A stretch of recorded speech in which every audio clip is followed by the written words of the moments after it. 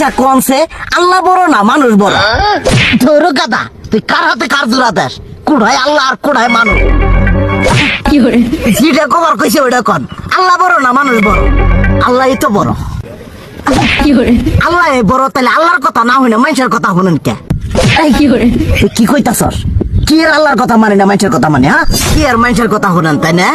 আমনে যে ওইদিনকে ডায়াবেটিসের রোগ নিয়ে যে হাসপাতালে গেলেন, ডাক্তার আপনার কত কিছু খাবার না করলো, সব কিছু না খাই এখন চলতেছেন, তাহলে আল্লাহ যে আপনারে কইছে যে হারাম খাবার না, সুদ খাবার না, কই আপনি তো কাম কাজ বাদ দিয়ে এলাকার মধ্যে টাকা পয়সা না গায়ে খালি ওইলে দিয়েই খান, নিজেরা টিয়াও হালাল ভাবে কামাই করেন না, ওই সুদ তো না কয়টা টিয়া করে লাভ আহে ওইলে দিয়ে দিয়ে চলেন আর পেট বড় বানাইছেন।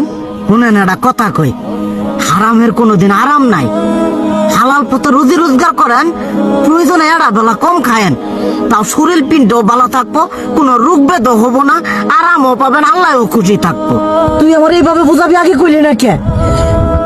আসলে এই বিষয়টা তো আমি কখনো মাথায় এইভাবে নেই যে আমাদের কখনো ডাক্তার নিষেধ করলে ঠিকই আমরা নিষেধ মানি, কিন্তু উপর আল্লাহ যে কত কিছু নিষেধ করে দিয়ে সেটা মানি না। আর এই যে হারাম পথে টিয়া পয়সা কামাই করতেছেন, শরীরের মধ্যে দুনিয়া রোগ বেত হয়েছে, দেখা যাইতেছে যা টিয়া হারাম পথে কামাই করতেছেন তার তো বেশি টিয়া মনে করেন জ্বলে যাইতেছে গা বেশি। আজকের পর থেকে আমি আর এই হারাম সুদ খামো না, আমি হালাল পথে চলবো, হালাল টাকা পয়সা ইনকাম করবো।